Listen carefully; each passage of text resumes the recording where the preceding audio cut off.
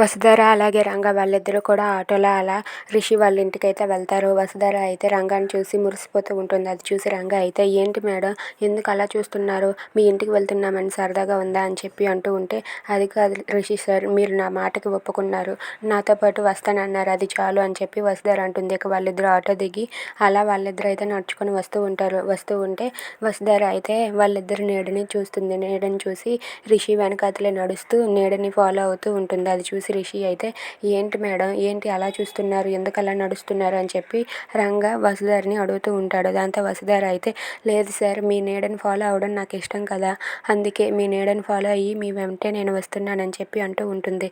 దాంతో రంగా అయితే మీరు ఒక పిచ్చి అని చెప్పి అలా తనైతే నడుచుకొని వస్తూ ఉంటాడు. ఇంతలో అక్కడే కారు పక్కన మహేంద్ర అయితే వేరే వాళ్ళతో అలా మాట్లాడుతూ ఉంటాడు. ఇక రంగా అలాగే వసుధర వాళ్ళిద్దరూ కూడా అదే తావులో నడుచుకొని వస్తూ ఉంటారు. ఇక అక్కడే ఉన్న రంగాని మహేంద్ర చూస్తాడా, చూస్తే ఏం జరుగుతుంది? Thanks for watching friends, please subscribe.